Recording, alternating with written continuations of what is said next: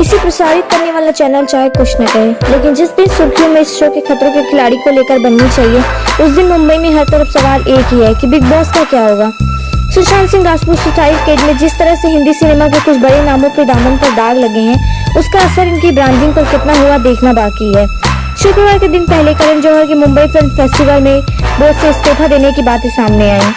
अभी शनिवार सुबह हुई है और सलमान खान के शो बिग बॉस की शूटिंग टल जाने की सुर्खियों से खबरों में है। जी हाँ, कारण वैसे तो कोरोना वायरस की वजह से हुए लॉकडाउन के कारण शूटिंग शुरू न हो पाना ही बताया जा रहा है, लेकिन टीवी के बहुचर्चित रियलिटी शो बिग बॉस के 14वां सीजन प्रसारण अपने तय समय से शुरू न हो पाने की और भी वजहें गिनाई जा रही हैं।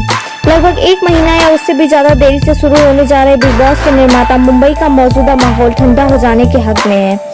वहीं बताया यही जा रहा है कि अक्टूबर के पहले सप्ताह से शुरू होने की तैयारी कर रहा ये शो अब अक्टूबर के अंतिम सप्ताह से या नवंबर में शुरू होगा। सुशांत सुसाइड केस के चलते लगातार सोशल मीडिया पर ट्रोल होते सलमान खान की मेजबानी वाला यह शो पिछले 1 साल अक्टूबर को शुरू हुआ था। इस बार इस शो का क्लेवर काफी ज्यादा देखिए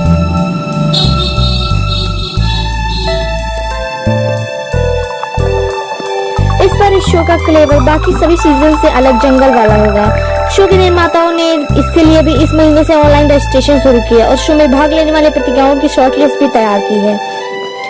अपुष्ट जानकारी के अनुसार इस बार भी बिग बॉस के घर के अंदर नामचीन हस्तियों और आम लोगों का जमघट लगेगा।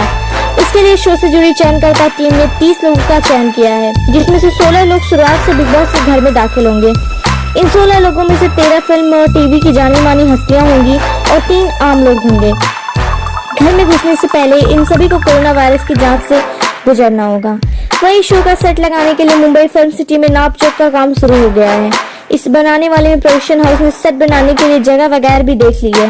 मानसून के तुरंत बाद फिल्म सिटी में ही बिग बॉस का नया सेट लगने जा रहा है।